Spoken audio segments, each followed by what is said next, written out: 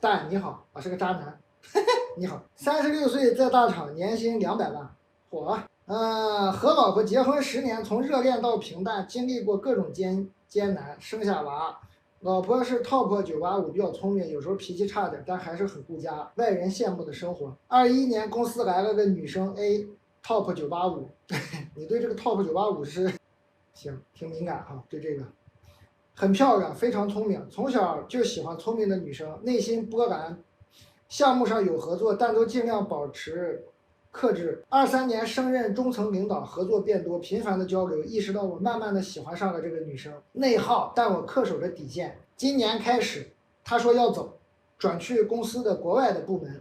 以前他说过想出去看看，没多久，想着他也快走了，说了句如果有下辈子，我应该会追你。他很淡定，问你什么时候开始喜欢我的？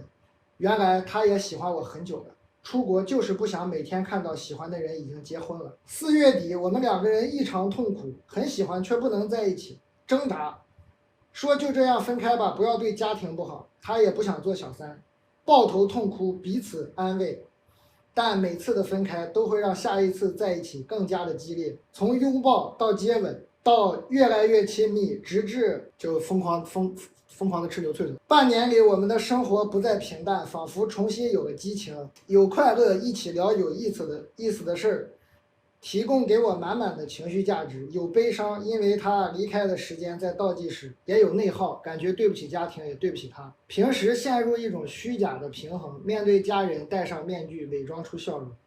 有天我出个小状况，老婆回复是哈哈哈，他回复的是你有没有事，就冲过来陪我了啊！处理后续，关心付出，各种对我无微不至，都能感受到，感觉他倾尽了他的所有，当然还有他的就是第一次吃牛脆脆。时间推移，感情也是逐渐的热烈疯狂。10月，他终于要走了，在机场他暴风哭泣，说怎么舍得让他走，从来没给我压力去离婚。虽然说出口他一定会等我，然而我没有给出任何承诺，毕竟我是个渣男嘛。大哥，你还毕竟上了，大哥，我这 BKT 都支撑不住我了呀，哥，这毕竟是这么用的吗？哎呀，一直陷入深深的迷茫。如果离婚是不是冲动？和他在一起是不是过几年也会陷入平淡？小孩的成长也会受影响。和老婆的平淡与他的介入是不是两个问题？你这会儿不渣男啊？你这问我干啥呀？你渣男你渣到底呗？你这怎么还你问我干啥呀？朋友长辈又会怎么看？尝试着回归家庭，重新爱上老婆，却发现好难。每天戴着厚厚的面具，开心不起来，也不知道多久能恢复。会想和他在一起会不会不一样？生活里也到处都是他的影子。最近2个人还会交流，语气熟悉又陌生，开着玩笑。他让我赶紧出差或者去他的国家工作。当他打开摄像头，双眼哭肿，假装沉稳地讲着他的工作，我就很心痛。他每天的动态也是各种 emo， 工作特殊，最近2人也不太可能换。一会儿想离，肯定是净身出户；一会儿又不想，也不知道面具能戴多久，要不要向家里坦白？是求助，也是忏悔吧，哥，毕竟是渣男，咱们毕竟就离了吧，行不行？咱这个毕竟，咱别说毕竟是渣男了，毕竟已经爱成这样了，就离了吧。啊，净身出户啥的，这不挺好吗？赶紧吧，把你那个厚厚的面具给他摘了，毕竟都已经什么玩意儿？我看刚怎么形容呢？是吧？越来越亲密，越来越什么？哎呀，直至吃牛脆的，还有什么关心付出无微不至，暴风哭泣，你瞧瞧，厚厚的面具，双眼的哭肿的双眼，赶紧离了吧，别忏悔了啊，没啥好忏悔的，赶紧离了吧，一切都还来得及，赶紧离了吧，快赶紧吧，抓紧吧啊！毕竟已经爱成这样了。我觉得你还有救啊！你如果真的这么犹豫，这么那个什么，我就觉得你还有救啊！就不是演给我看吧？啊，兄弟，就是说你这个跟我说什么会想跟他在一起啊？哎呀，是不是过几年也会离婚？是不是冲动啊？就是你这个心理活动不是在演给我看吧？赶紧离啊！不会是给我演给我看吧？赶紧离吧哈，行不行？祝福你们啊！别想了，别琢磨了，已经这样了，净身出户了，没问题的啊！赶紧离了吧。但我曾经一度怀疑是自己的问题，这怎么上来就怀疑自己？真爱似乎是每个人一生中的送分题，不然为何每一个适龄的人都恰如其分地走进了婚姻？把没有打在公屏上，把我没有打在公屏上，你说什么呢？啊，怎么有这么糊涂的人？为何每一个适龄的人都恰如其分的走进婚姻，而我总是觉得差个一些安全感，差个一些共同的价值取向，差个一些生活永远有那么一点缺口，永远需要妥协，麻痹自己，强迫自己，很多人都这样。于是，在一次次失望中捶打出个与孤独共生的能力啊！恭喜你，让自己成为自己的超级个体，别给自己脸上贴金啊！不觉得你很超级啊？还是很犹豫的一个个体了，还是蛮不超级的一个个体了。养育自己，陪伴自己，自己在哪里，家就在哪里。我不信啊！你这读这几句就是满满的怨气，没觉得你是一个走到哪里家就在哪里的人。直到遇到了一个只要注视超过3秒就会忍不住亲吻的人，我就说你是个那个，这读前面就那个满那个恋爱脑那个味儿啊，就那。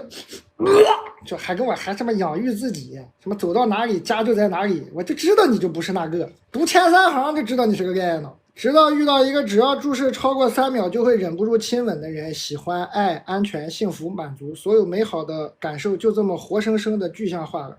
会因为爱他而常觉骄傲，像是好好做自己，然后得到了限量版的豪华彩蛋。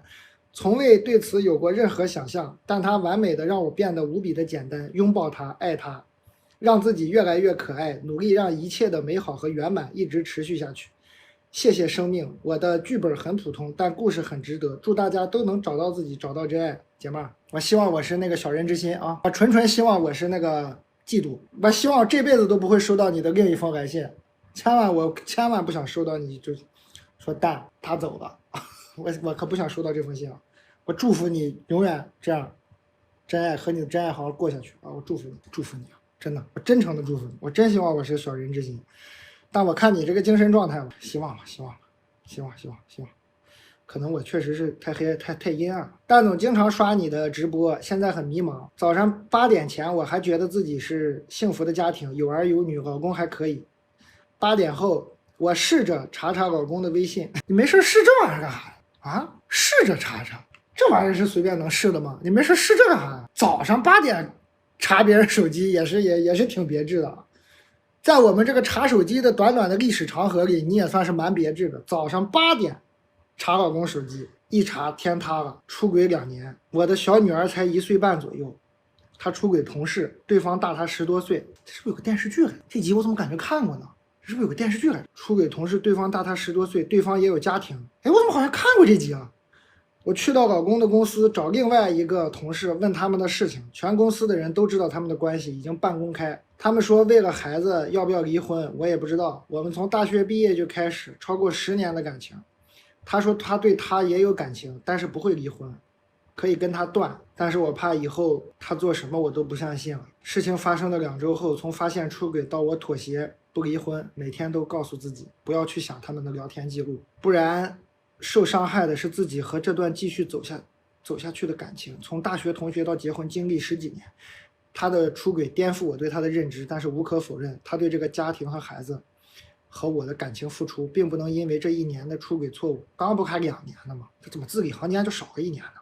并不能因为这1年的出轨错误否定他的以前，若否定他以前的付出，也同样是否定我自己。我知道我目前唯一可以做的就是劝自己放下这件事儿。我觉得自己像一个间歇性情绪不好的人。前一晚2人好好沟通，分析我们之间的问题。2胎的出现导致我的注意力转移，家庭少了2人相处的时间。他和那个老小三王阿姨工作的互助，出卖自己的身体和感情。但我真的好难。这姐们儿描述别的的时候都特别的温柔、克制、冷静。你说这姐们儿心里有多恨？一下就暴露了吧？前面从写到现在都整得自己特别的痛苦，这还是恨呐！他和那个老小三王阿姨工作的互助，出卖自己的身体和感情。但是我真的好难，那个死去的记性突然就冒出来。然后前一晚谈开了，这一晚呢又忍不住嘲讽他，嫌他为了所有帮助之情出轨一个大一轮的阿姨。明明两个人的存在生活代沟还有感情，我想再试下和他走下去，但我又做不到圣母心，感觉都逼疯了。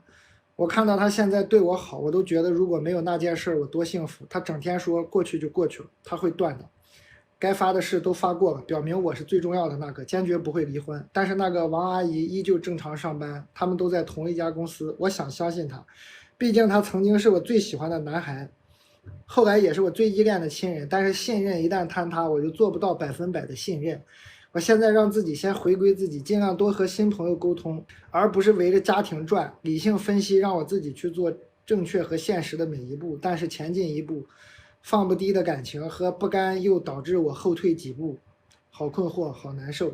我好讨厌那个王阿姨，明明破坏家庭，还一副多愁善感的样子，但是我又偏偏啥都不能做，连骂一顿的机会都没有。好想摆脱这烦心的破事儿，又放不下10几年的感情和家庭。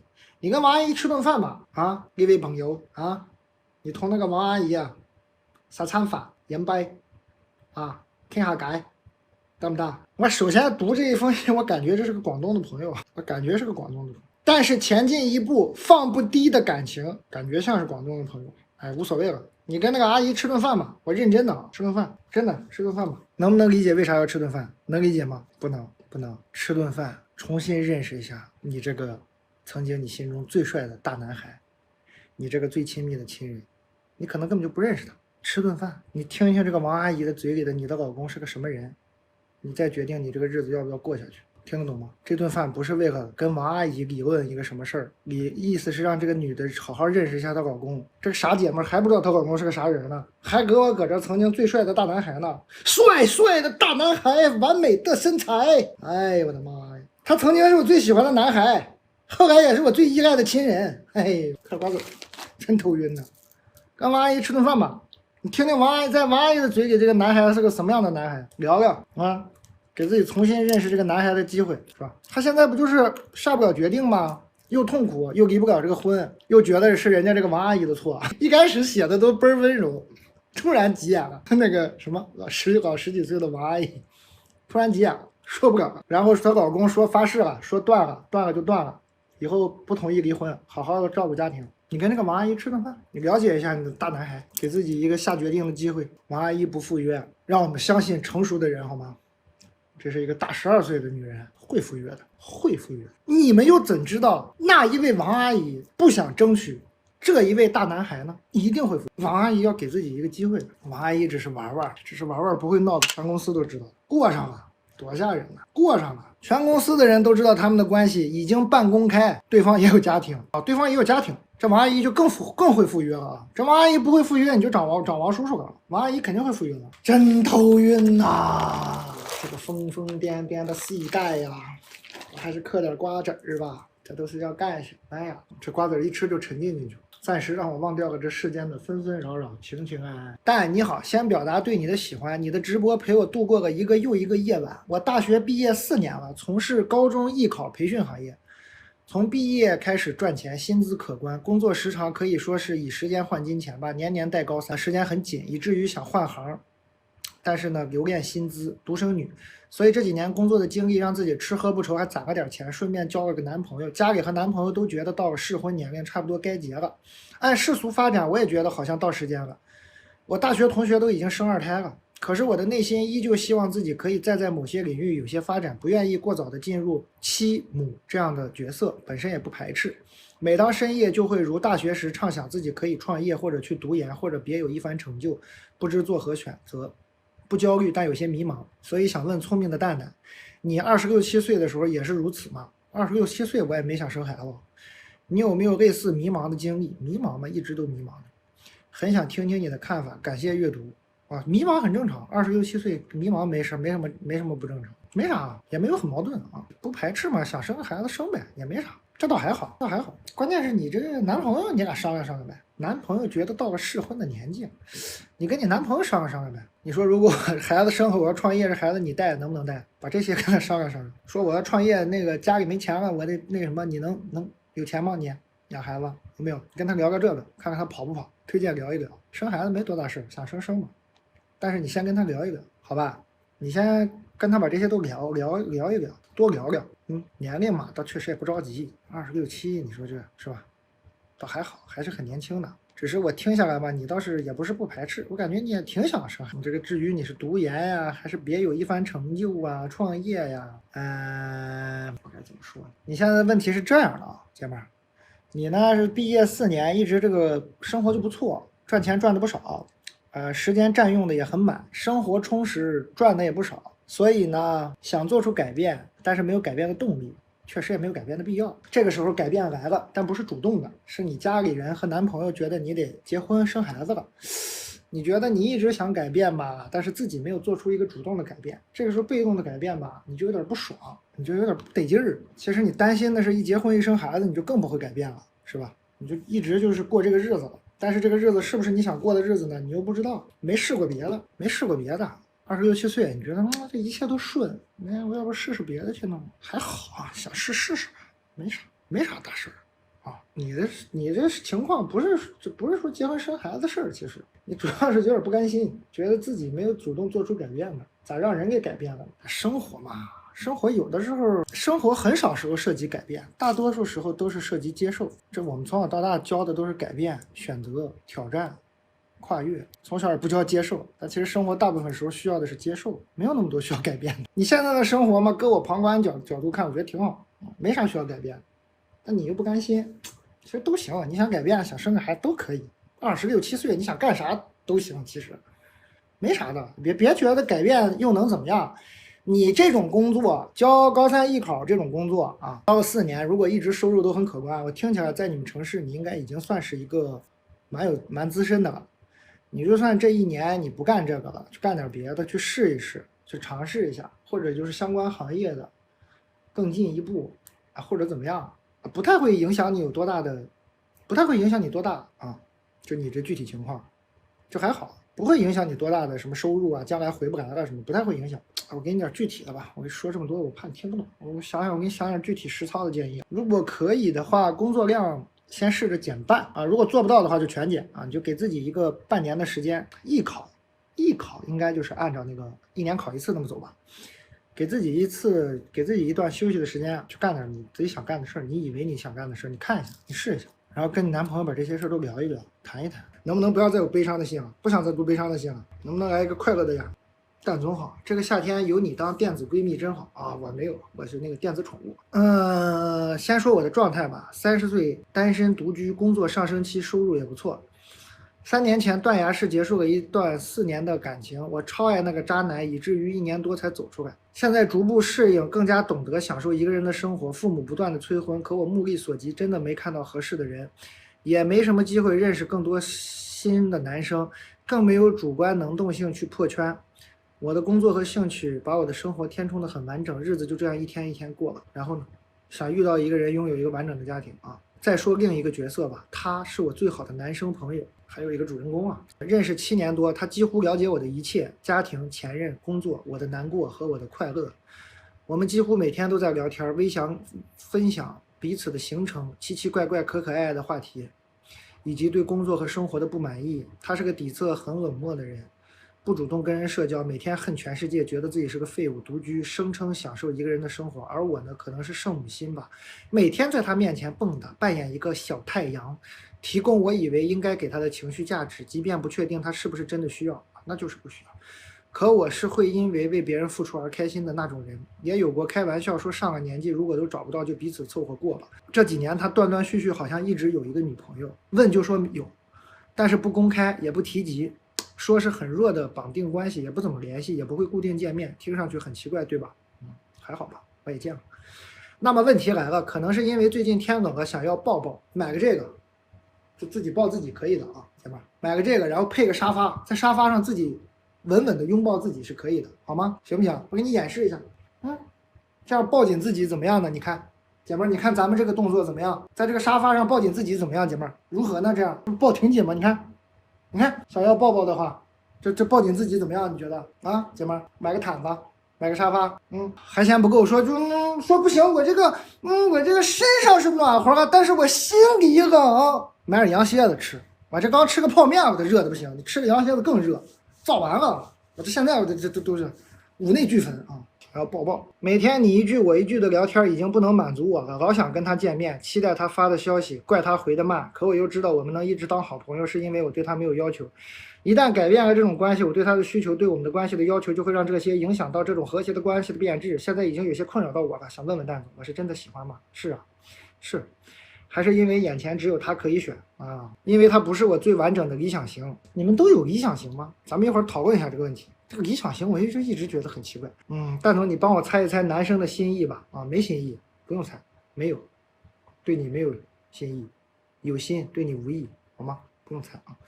咱们都划划吧，这根太短了，抽根长的吧，抽一根吧，确实该抽一根了，没有心意啊。然后跟你们讨论一下，你们都有理想型吗？有理想型的朋友打个1，我看看有多少人有理想型。然后没有这种东西的打个2，我震惊啊，怎么都有理想型呢？我看看啊，咱们互相了解一下，可能是我的问题，还真是有不少人有。那咱们这个没有理想型的朋友，咱们现在先不说话。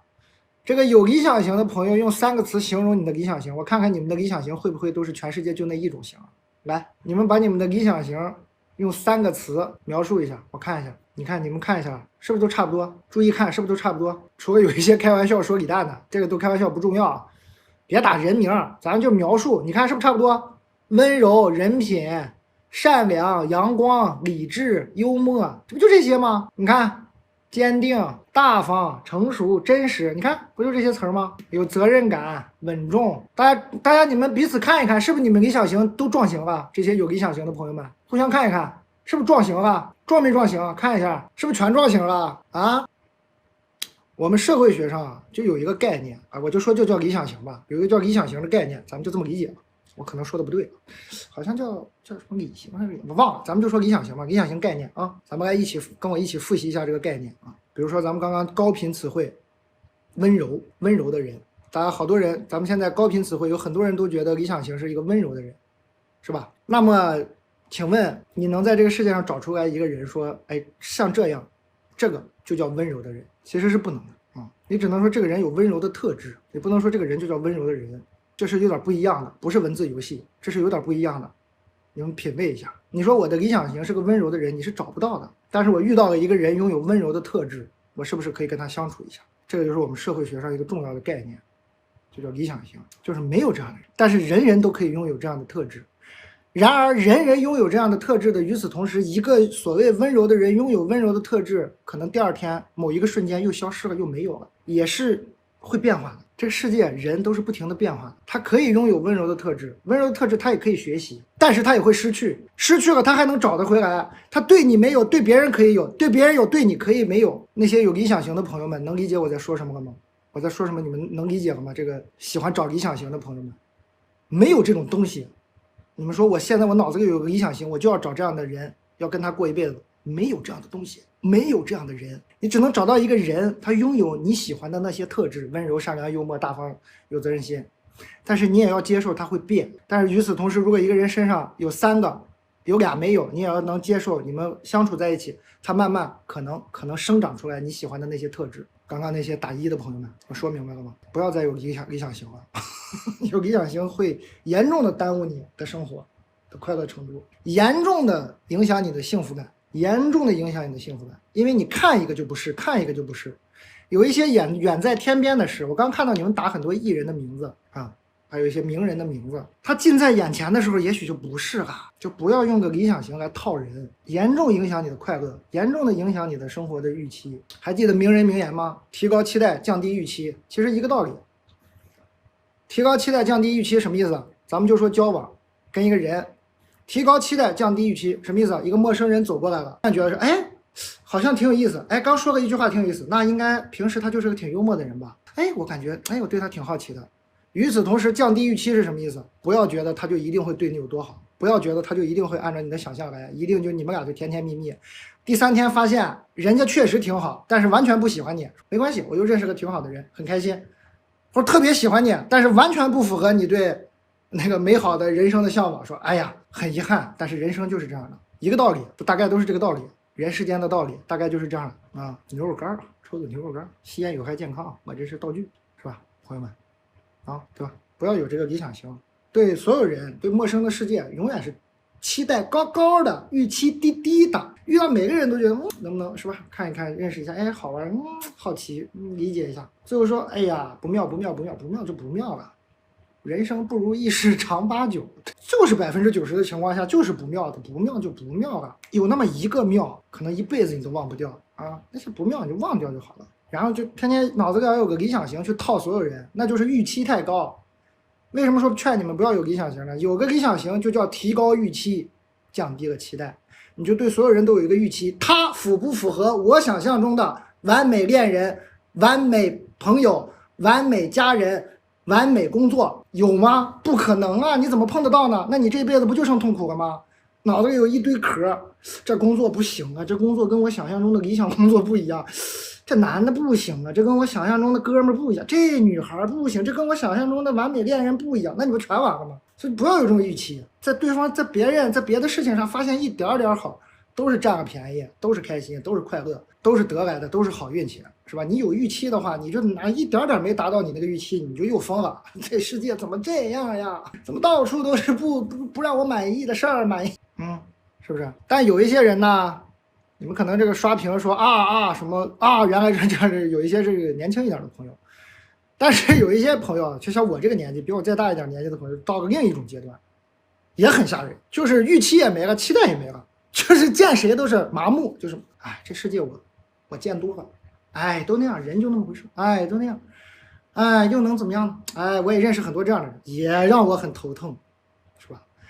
真的是，期待要有的，一直要满怀期待的，满怀着热情拥抱这个生活。与此同时，不要有那么高的预期，这确实很难拿这个劲儿。但是这我觉得是正确的人生追求方向。谁能做到呢？我有时候也做不到，是吧？这我大部分时候可能都做不到。但是我觉得我在追求这个，我就希望我永远是个饱含热情的人，但是不对人和事物有那些要求的人。我觉得这是个正确的追求方向。我个人认为这是个正确的追求的方向。一直追求这个吧，可能会幸福度会高一点，是吧？取法其上，得乎其中总是要追求那个最好的，追求那个最好的，追求那个自己可能一辈子都做不到的，做到一个一半，这辈子就过得相当之好了对呀，积极努力不执着于结果，就是什么？就是提高期待，降低预期，永远坚持，随时放弃。这名人名言在我们小卖部经常出现，反反复复跟大家说，永远坚持，随时。欢迎大家点点关注。就是我说这种特别确实人到中年，我也不想显得特别中年感那么强，我就稍微让这个画面滑稽一点，不然我真的在这儿给你们巴巴上课，我也觉得我有点弱智，稍微滑稽一点这个大家呢，如果听的觉得有道理，觉得没道理，就当我在开玩笑，希望对你有帮助。没有资格给你们上课，就是分享一些我个人的人生感悟，纯分享纯分享，好吧，朋友们，感谢